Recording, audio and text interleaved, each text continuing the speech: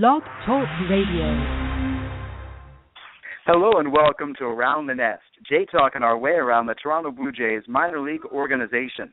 I'm Jesse Goldberg-Strasser with the Lansing Lugnuts, and over the course of this week's show, we'll speak with David Fine about the Single-A Lugnuts. We'll also speak with Marshall Kellner and the Single-A Advanced Dunedin Blue Jays. The Double-A voice of the New Hampshire Fisher Cats, Ben Gelman-Chomsky, will join us, and Triple-A Buffalo Bison's voice, Ben Wagner, to close out the show. We begin in the Midwest League and the Eastern Division leading Lansing Lugnuts. David Fine, how are you? I'm doing pretty well, Jesse. How you doing? Doing well. Well, the Lansing Lugnuts are scoring runs in bunches. They were rained out yesterday, but what is it like watching this kind of offense? It's easy, Jesse, and this is something that we've remarked over the past few days if you've listened to Lugnut games, that the offense, it doesn't seem to slow up because of how effortless it seems when your 1 through 7 hitters in the order are all hitting above 290, and then not only after that, your 8 and 9 hitters are not necessarily power threats, but Tim LeCastro is the 9 batter hitting 320, and Chris Carlson's in the lineup today hitting just below 290. Easy. Lansing Lugnuts, the record 35-24, half game back of the Bowling Green Hot Rods in the Eastern Division. But we can go over members of the Lugnuts attack. But let's begin with DJ Davis, first-round draft pick in 2012. He's one of those players who lots been expected of him ever since his name was called in the draft, ever since he signed. Then this game occurs where he ties the Lansing Lugnuts franchise record for RBIs in a game. Did you feel it was getting more and more special every subsequent at-bat? Well, he started off the game 8 RBIs, started it off with a single. Okay, not much of a impressive start. That's pretty normal. Then a bases clearing double where he rocketed it to right center field, and he cleared 3 runners in, so 3 RBIs. Then he hit a grand slam, and there's that threshold you cross when you go from, okay, you're having a great day and maybe you're in the right spot at the right time where you get a 3 RBI double, and that's great. But then when you cross the threshold, when you get that grand slam and you have 7 RBIs in a game, that is the moment where the day becomes special. And once he came up in the 6th inning in that contest, it was against the Peoria Chiefs, and he got the 8th RBI with an RBI double. That's just it's awesome to see. I had never seen anything like that. A question from Bluebird Banter, simply about the Lugs offense. Why are the hitters in Lansing having such a great year? Is it just a really good collection of prospects? Is it something contagious? Is it the coaching? I think it's a mixture of all three. Well, I'll start with the coaching. So it helps when you have your former hitting coach who's back for a second year, and this time he's your manager. That's Ken Huckabee. Kenny Graham's done a wonderful job. He's the Lansing Lugnuts hitting coach. So that's the coaching side of it, is we know, Jesse, how great of a manager Huck is in keeping his guys prepared, and from the mental side of it. And then when you talk about the other aspects of why this team is hitting so well, there's the prospect side of it, which is Anthony Alford is the leadoff hitter. He is the number 1 center fielder prospect for the Blue Jays. So you almost expect him to have success. Same thing with Richard Urania, who's the 2nd batter in the order. He's the number 1 shortstop prospect for the Blue Jays and the youngest player on the team, and is 2nd in the Midwest League with more than 40 RBIs. He's 1 behind Rowdy Tellez for the team lead, 9 home runs for Richard. 3rd man in the order, Rowdy Tellez, is leading the Midwest League in RBIs, and he's one of the top first baseman prospects in the Midwest League, in the Blue Jays organization. Same for Ryan McBroom, the cleanup hitter, who's hitting 320. DJ Davis is a former first-round pick. 6th and 7th in the order, Jason Leblebigian is sent down from the Florida State League, and he has plenty of experience in the Midwest League, and he's in Lansing to help the Lugnuts get into the playoffs, and also for him to play some more than what he was playing in the Florida State League. Same with Mike Reeves, who's the 7th batter. So 6th and 7th in the order are almost playing above or below what they should be playing in, if you think about it in that certain sense. And then Tim LeCastro and Chris Carlson are both hitting 290. So I think it's a mixture of the coaching as well as just the players on the team. You mentioned Richard Urania. Urania leading the Lugnuts with 9 home runs and seemingly hitting another home run every other day or so. What does an Urania home run look like? It's a little bit different than a Rowdy Tellez home run. It gets out pretty quick. He hit a majestic arcing one to right field that almost splashed in the Mississippi River here in Quad Cities a few days ago. But I would say his home runs, when he strikes the ball, it's gone, and maybe that's why, from my perspective, it seems to get out quicker. When Rowdy Tellez gets a hit, and there's something about a 6'4", 240-pound man hitting the ball really far, it's almost Ruthian, and it seems like it's in the air a lot longer. But maybe that's just my slant on things as opposed to the reality. Another question sent in via Bluebird Banter, our partner through SB Nation. As the draft just passed, how exciting is that for the minor league teams and for you? So, from the Blue Jays' perspective, I think it's great that the Blue Jays went and got in the first round John Harris. He's a player I saw pitch last summer twice. One of them was not his best outing, where he gave up 5 earned runs in 1 2/3 innings. But then the next time he pitched this is in the Cape Cod League last summer, the next time he pitched against the Orleans Firebirds, the team I was broadcasting for, he had a fabulous outing. I remember him going into the 7th inning in that game, and the first game was up too early in the morning. It was a 12 p.m. noon start. Harris is a great pitcher with a good fastball. I think that's exciting for the Blue Jays fans from a first-round pick perspective. Our Around the Nest question of the week also has to deal with the draft. It's fun to ask the ball players about their favorite draft day stories. Where were they on draft day? What was that moment like? Have you, David, heard any really great stories that stand out in your mind that you've heard from the players?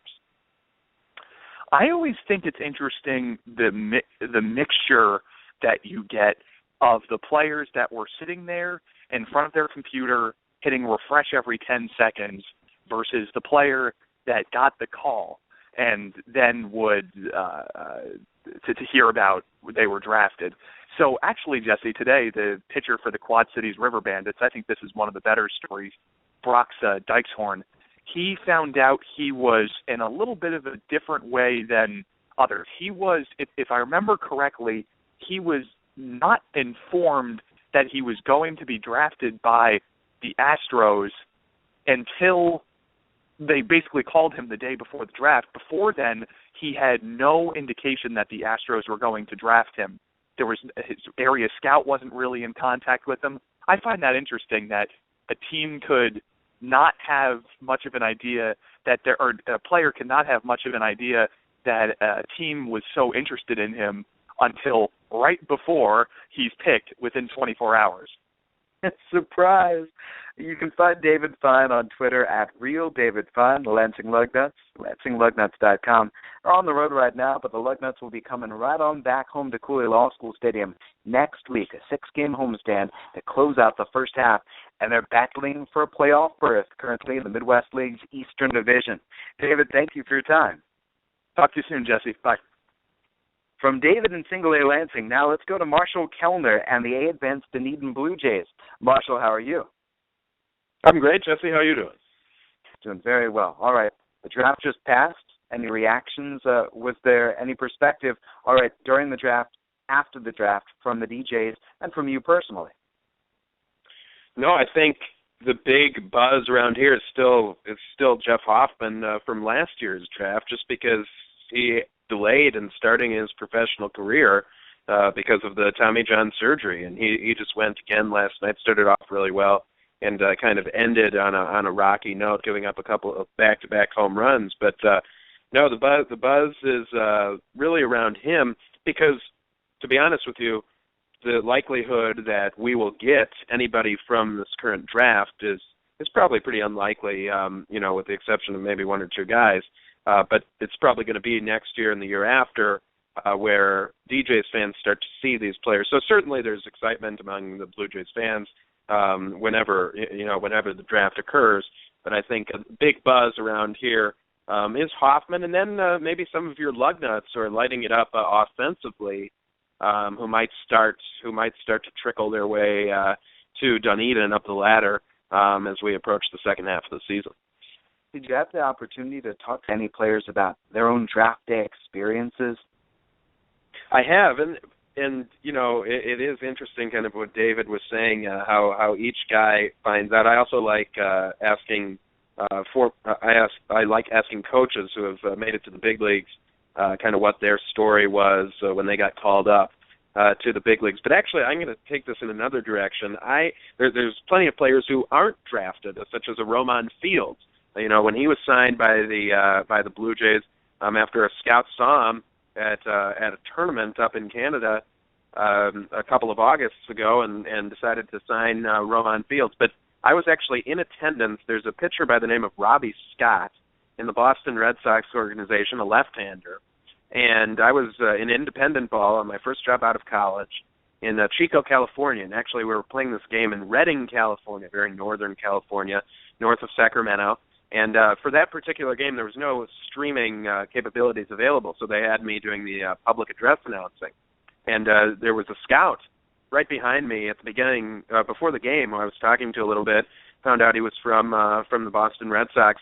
And he told me he was there to see Robbie Scott, who was starting for the opposing team, who was actually managed by Jose Canseco. He was a player-manager along with his brother Ozzie. And long story longer, Robbie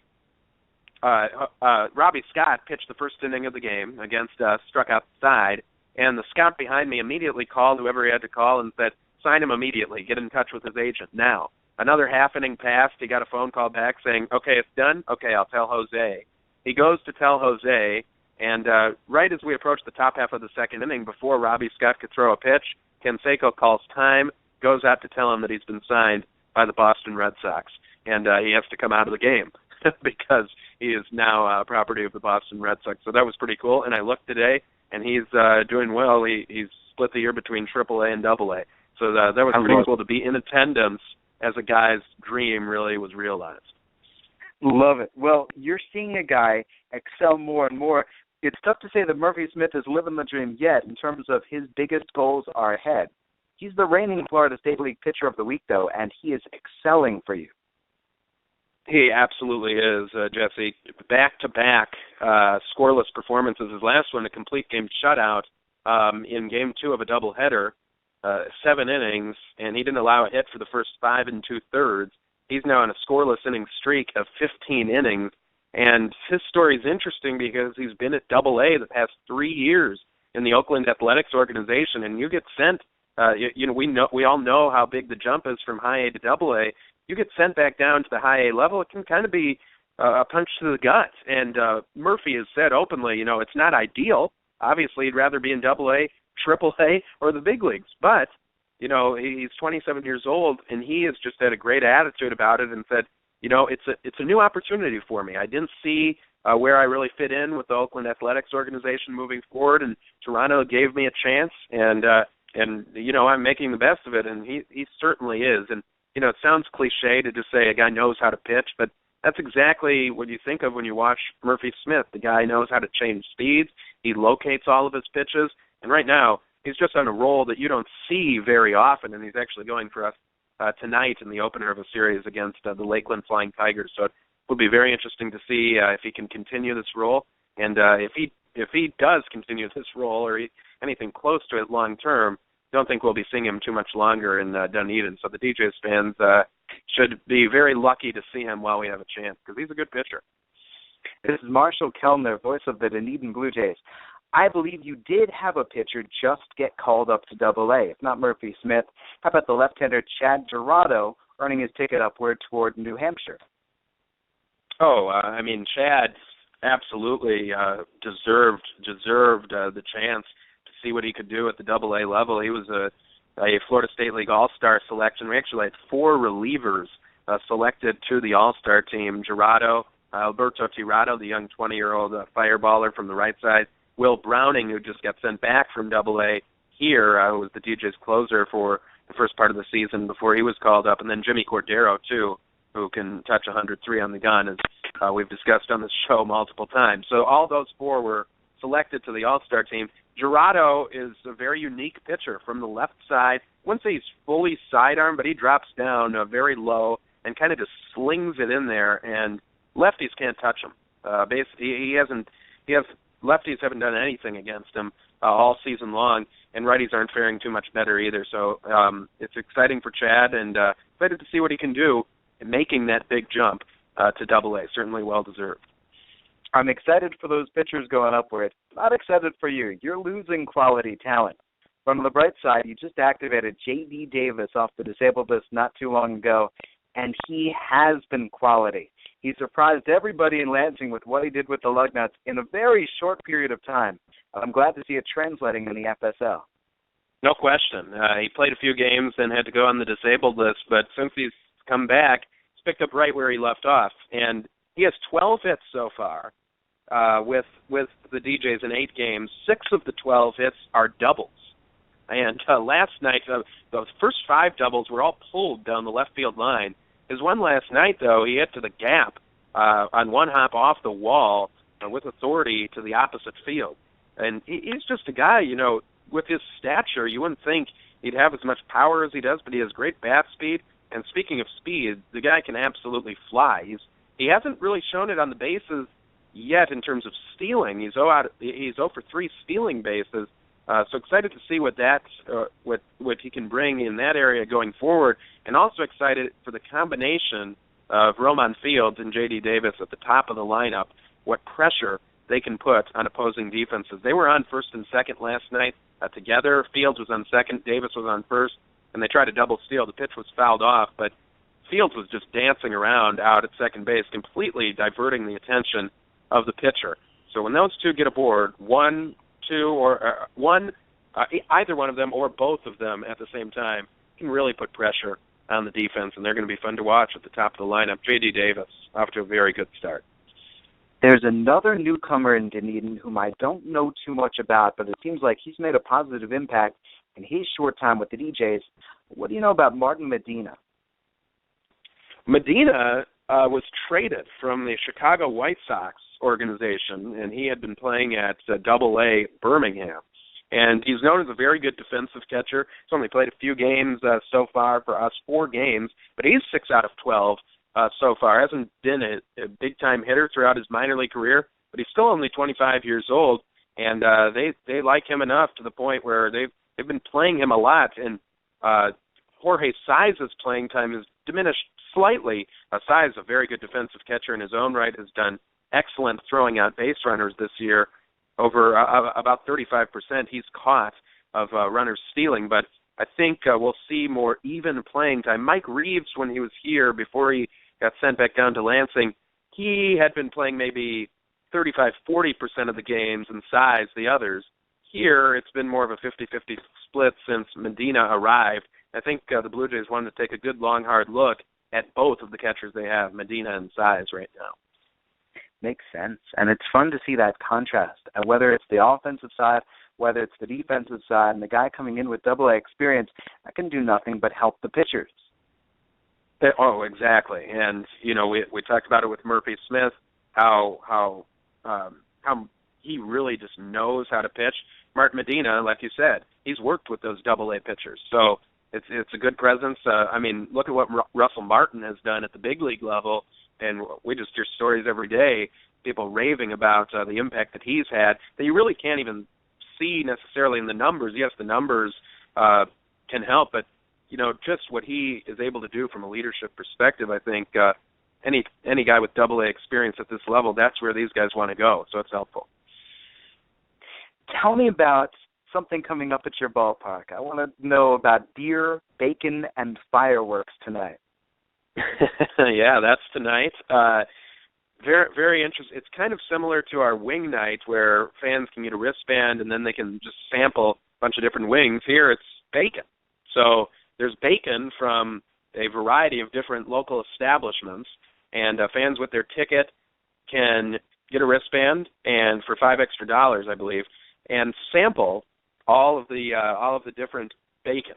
So that's going to be very interesting. The beer also on tap. Local craft breweries are in town, and people can just pay a couple dollars, I think, and be able to sample those as well. And then the fans vote for the best bacon at the end of the night, and then there's a big fireworks display after as well. So what more could you want at a ball game than obviously some beer, which unfortunately we can't partake in during the broadcast unless you're Harry Carey, and then some bacon and some fireworks as well. We can watch the fireworks and maybe sample a little bacon on the side.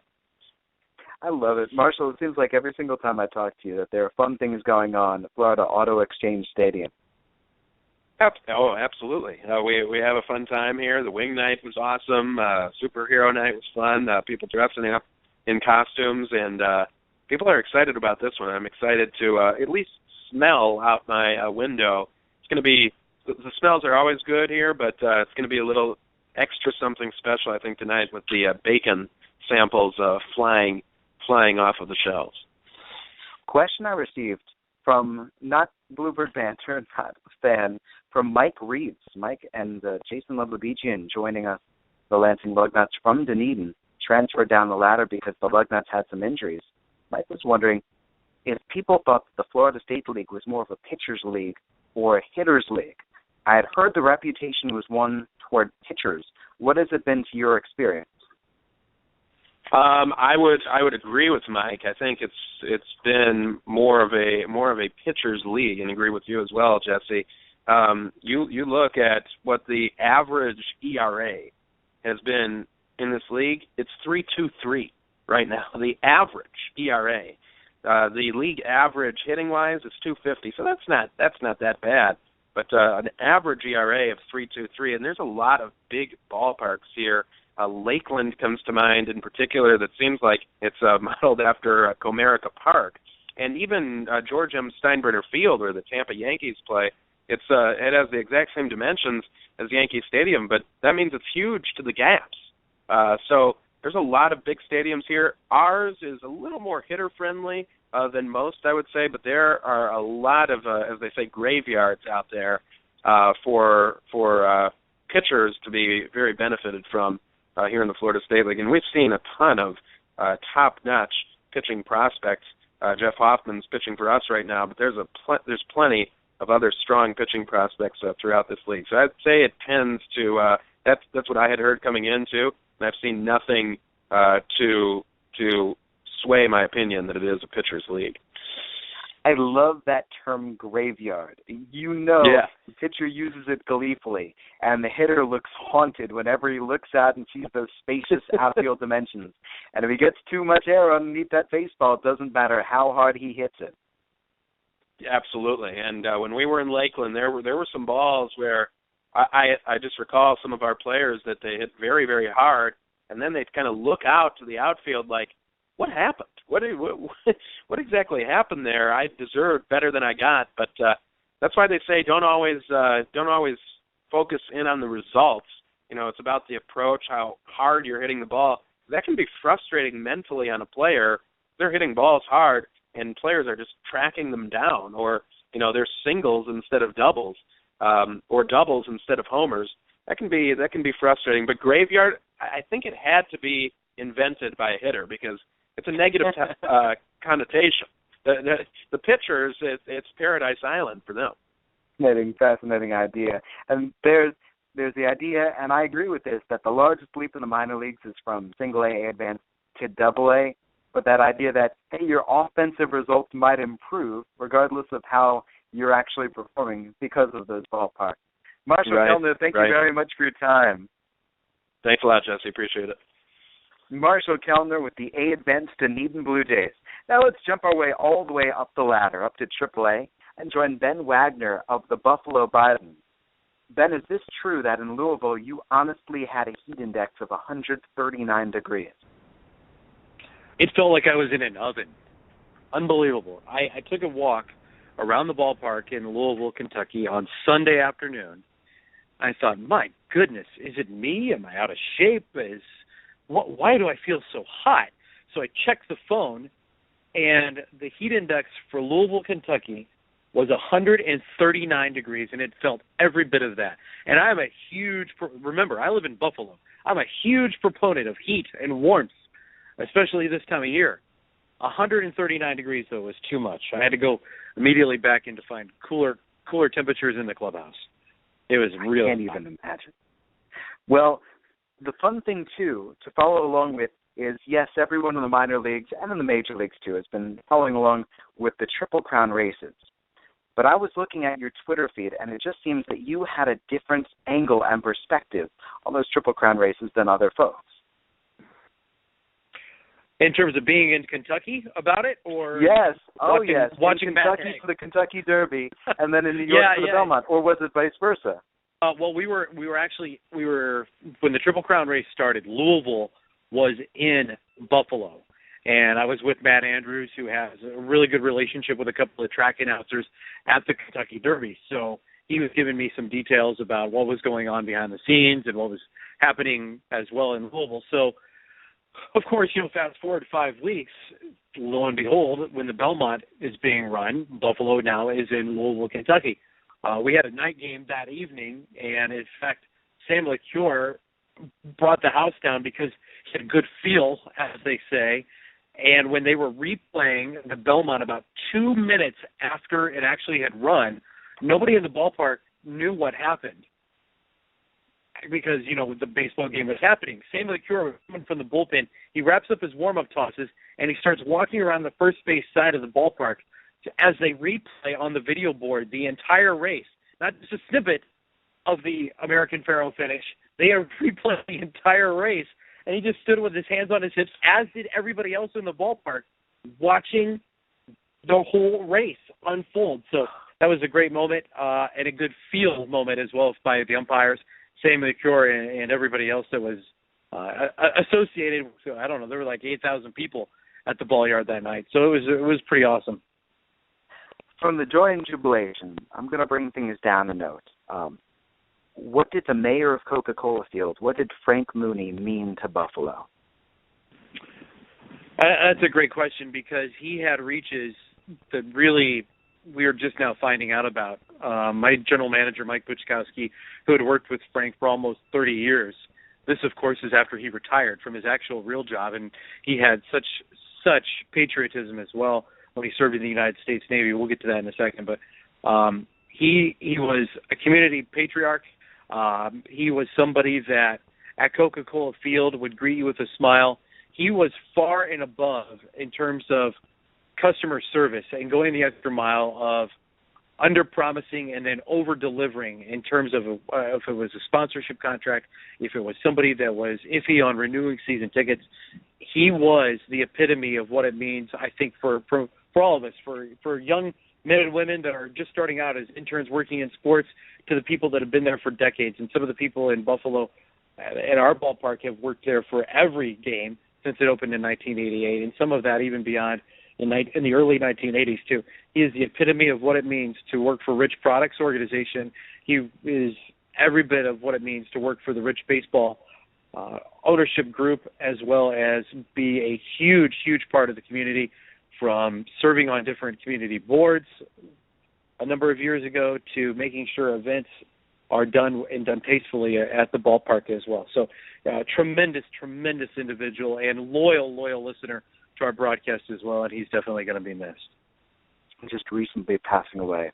Speaking with Ben Wagner, the voice of the Buffalo Bisons, let's turn our attention on the field. Phil Koch was with you for a cameo. He's going up to Toronto right now. What did you see of him while he was with Buffalo?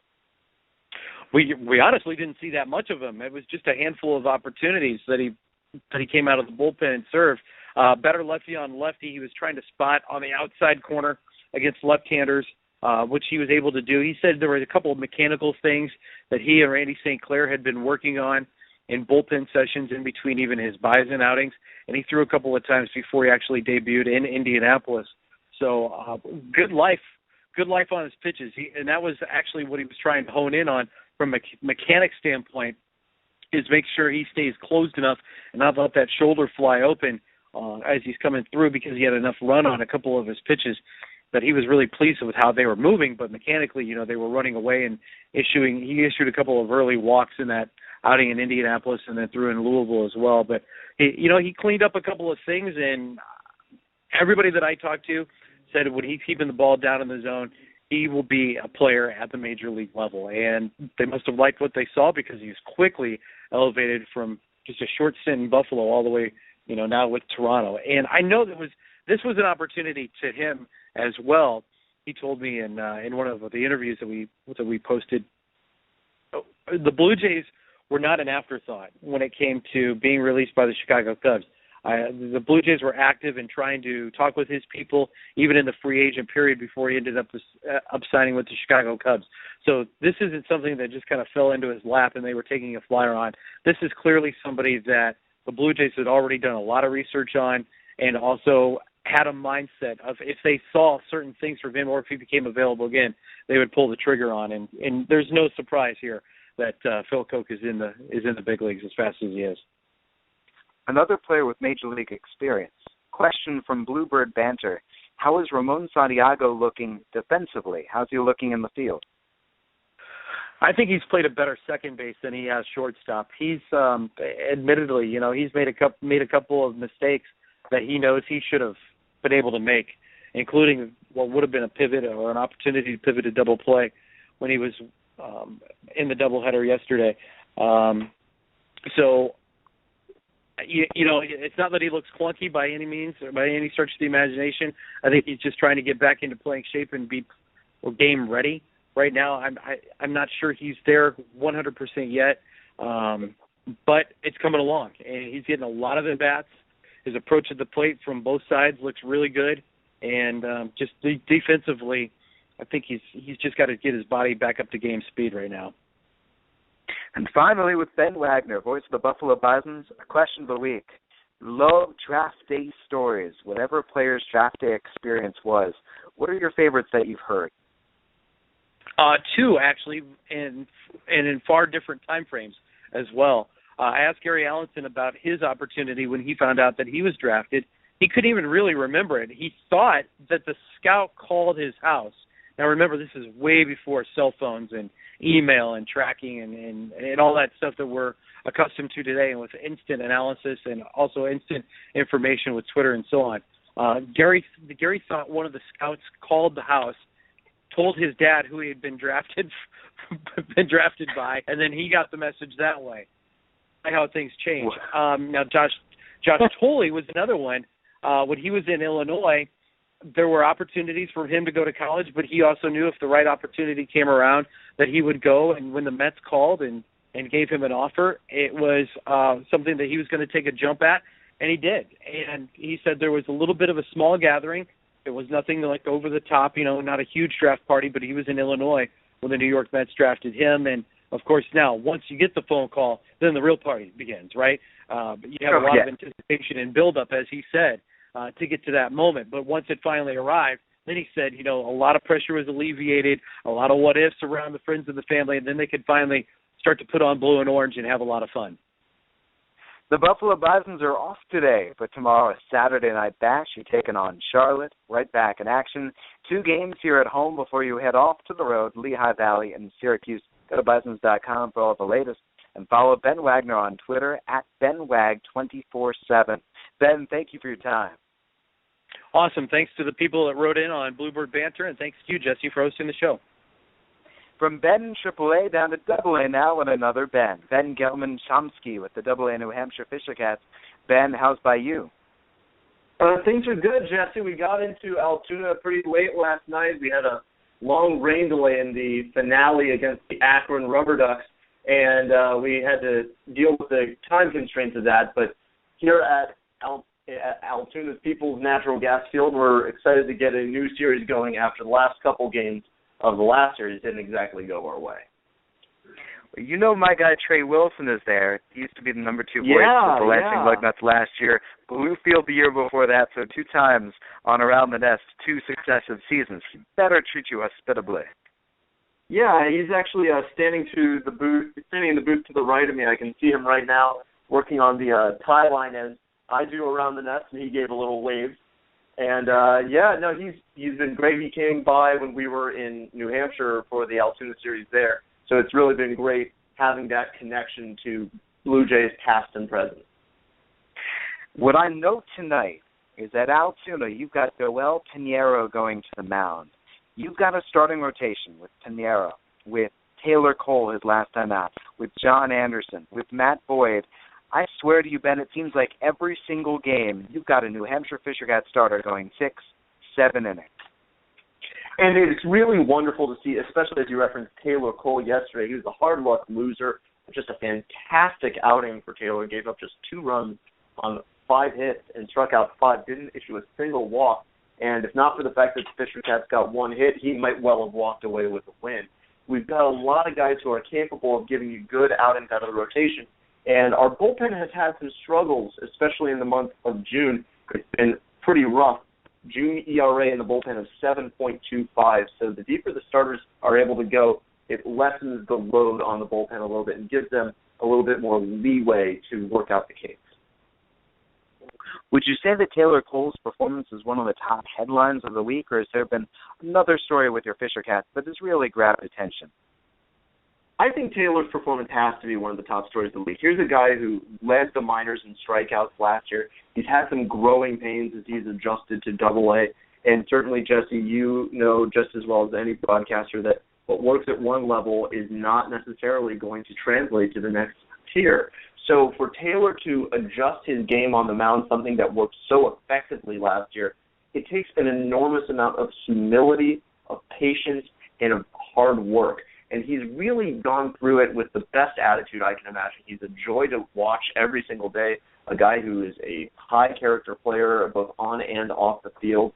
And I know that his teammates are thrilled to have him here, especially when he puts up games like he did yesterday. There's a player who just recently joined your New Hampshire Fisher Cats whom a lot of Blue Jays fans know. Dalton Pompey skyrocketed through the organization last year and landed in the major leagues at the end of the season.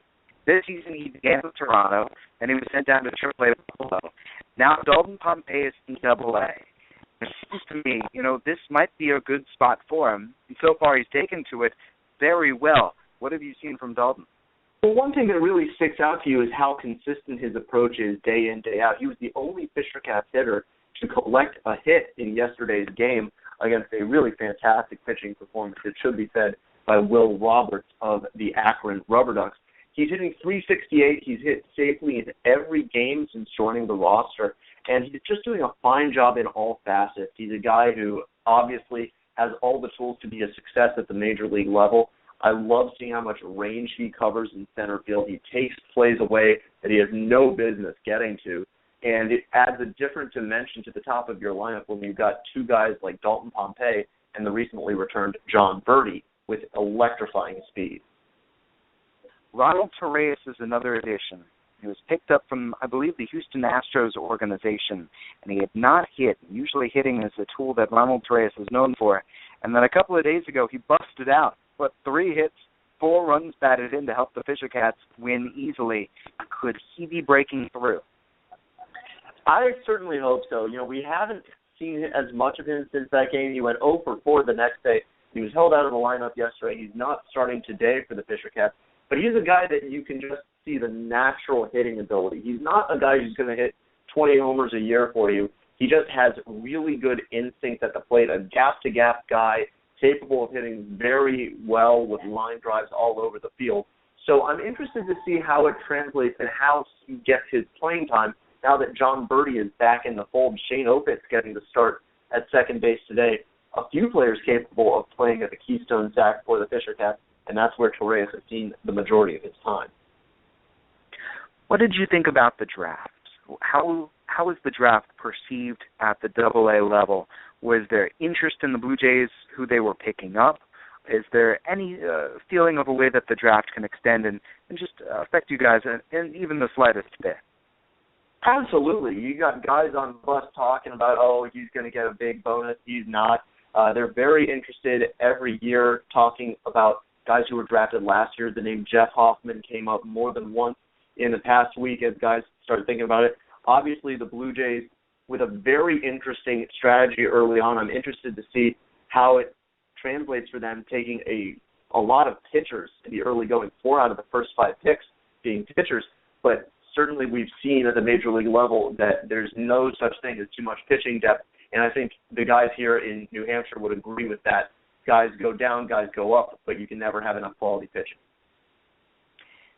Speaking of pitching, just briefly, time for our Jimmy Cordero question of the week before we get to our Around the Nest question of the week. What is the latest speed that Jimmy Cordero has touched? How hot is he throwing? Last time out, the highest he reached was 99, and that was, I believe, in Akron, where he touched those speeds, finishing out a game that Matt Boyd delivered a fantastic start, typical of Matt Boyd, of course. And that's below what we've seen of him. There's more than one time when I get to a stadium that has a 2-digit radar gun, and I see him putting up regularly double zeros on it, knowing that he's really hitting triple digits, and the radar gun just can't handle it. He has too much heat for so many of these hitters. There was one inning recently where he gave up a fluke error and then struck out all 3 of the remaining batters. When he is going and he's locating that fastball, he's tough to hit at any level. And lastly, let's go to our Around the Nest question of the week. We're talking draft day and draft day experiences. Have you heard any really good draft day stories from the players you've spoken with?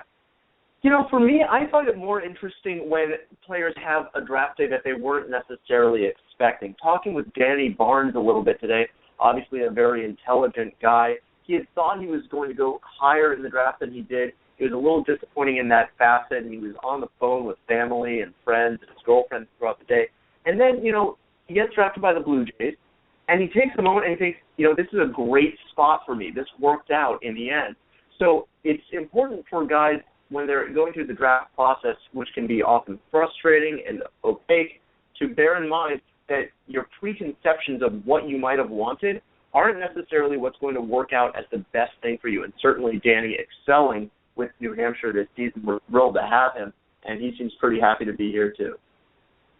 Let me add this. I'm just seeing on Twitter, and thank you very much to Minor Leaguer via Twitter, Ronald Reyes traded away to the Los Angeles Dodgers. That'll teach me to step away from my news feed and stop paying attention to what minor leaguers got going on.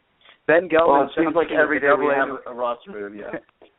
Yeah, you guys, and I think Ben Wagner in AAA Buffalo, I think that he can agree, and the folks at the Major League level can certainly sympathize too. Ben, thank you very much for your time. I really appreciate it. My pleasure, Jesse. Always a thrill to be around the nest with you. You can find Ben Gelman Chomsky on Twitter, BenJGC, New Hampshire Fisher Cats, NHFisherCats.com for all the latest information.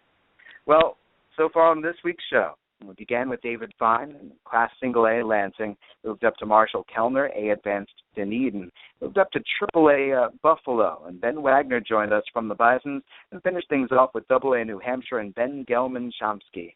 Quick draft day story for you. I was told this by Aaron Sanchez, now in the Major League, and this just sticks out with me. Aaron Sanchez and his family, well, they threw such a big draft day party that there were everybody in the house, every single person packed in the living room and everywhere else. And Aaron and his family, his parents, they didn't have room to stand in the house. They were forced outside, and everybody had to relay the information to him about where he was drafted and when, because there were just so many people there. So a quick draft day story. And the Lugnut Stimulacaster, apparently things froze. His phone froze from all the people trying to get through to him while he was talking to Toronto after he got drafted. Love those stories, and especially love what comes after. Thank you very much for tuning in. Thank you very much as well to Bluebird Banter and SB Nation. You can find us on YouTube, on iTunes, via SoundCloud, and at aroundthenest.mlblogs.com. I'm Jesse Goldberg Strassler. Enjoy the baseball.